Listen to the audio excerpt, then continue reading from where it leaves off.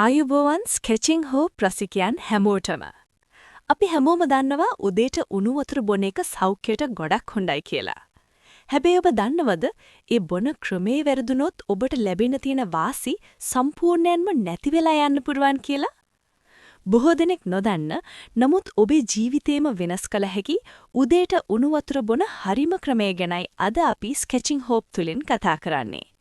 උදෑසන අවදි වූ වහාම මද රස්නේ වතුර පානය කිරීම ශරීරයට ඉතාමත් ගුණදායක පුරුද්දක්. ඒන් උපරිම ප්‍රතිඵල ලබා ගැනීමට අනුගමනය කළ යුතු නිවැරදිම ක්‍රමය මෙන්න. නිවැරදිව උණු වතුර බොන පියවර. වතුර ගොඩක් රස්නේ වෙන්න අවශ්‍ය නැහැ. ඔබේ ශරීරයේ උෂ්ණත්වයට සමාන වූ ඊට වඩා මදක් වැඩි මද රස්නේ ජලය වීම ප්‍රමාණවත්. අධික උණුසුම් ජලය ආහාර මාර්ගයට හානි කළ හැකියි. උදෑසන අවදි වූ වහාම හිස් බඩ පානය කරන්න. රාත්‍රිය පුරා විවේකගත් ශරීරයේ අභ්‍යන්තර ඉන්ද්‍රියන් ක්‍රියාකාරී කිරීමට මෙය උපකාරී වේ. සාමාන්‍යයෙන් වතුර වීදුරු 1ක් හෝ 2ක් මිලිලීටර් 250ක් 500ක් පමණ පානය කිරීම ප්‍රමාණවත්. හිටගෙන බොනවාට වඩා වාඩි වී නිදහස බීම වඩාත් සුදුසුයි. වතුර එකවර ගිලලමන්නේ නැතුව තේ බොනවා වගේ සෙමින් උගුරෙන් උගුර පානය කරන්න. මේ ආහාර ජීර්ණ පද්ධතියට සහ වකුගඩු වලට වඩාත් හිතකර බව පැවසී. උණු වතුර බීලා අවම වශයෙන් විනාඩි 30-45 අතර කාලයක් යනතුරු උදෑසන ආහාරය හෝ තේ කෝපි පානය කිරීමෙන් වළකින්න.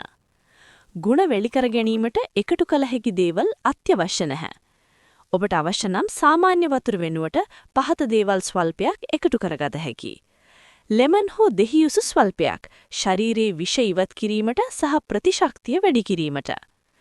පිරිසිදු මී පැණි තේ හැන්දක් ශරීරයට ශක්තිය ලබා දීමට සහ බර පාලනය කිරීමට. දියවඩියාව ඇතනම් මී පැණි භාවිතය වෛද්‍ය උපදෙස් මත කරන්න.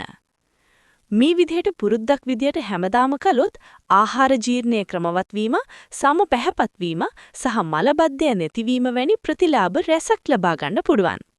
සමේ සහ හිසකෙස්වල නිරෝගී බව.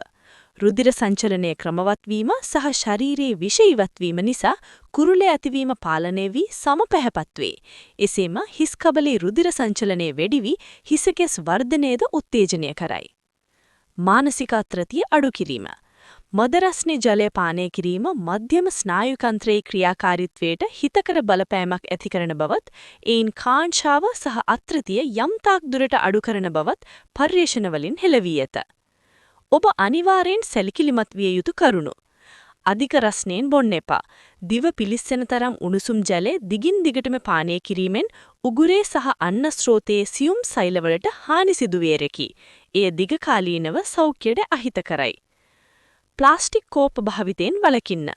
උණු වතුර බීම ප්ලාස්ටික් කෝප්ප හෝ බෝතල් භාවිතා කිරීමෙන් ප්ලාස්ටික් වල ඇති රසායනික ද්‍රව්‍ය ජලයට මුසු විය හැකියි.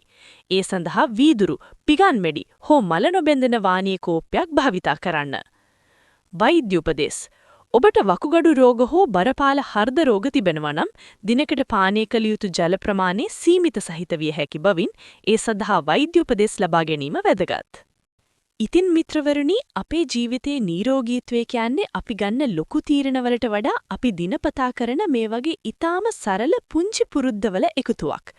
වැරදි විදිහට කරන ලොකු දෙයකට වඩා නිවැරදි විදිහට බොන මේ උණු වතුර වීදුරුව ඔබේ ජීවිතයට ගෙනෙන වෙනස හෙට උදේ ඉඳන්ම අත්දැකලා බලන්න. මතක තබා ගන්න, නිරෝගී ශරීරයක් කියන්නේ සතුටින් පිරෙන ජීවිතයට යන පාරයි. අද අපි කතා කරපු මේ තොරතුරු ඔබට වැදගත් වුණා නම් තවත් කෙනෙකුට දැනගන්න මේ වීඩියෝ එක ෂෙයාර් කරන්න අමතක කරන්න එපා.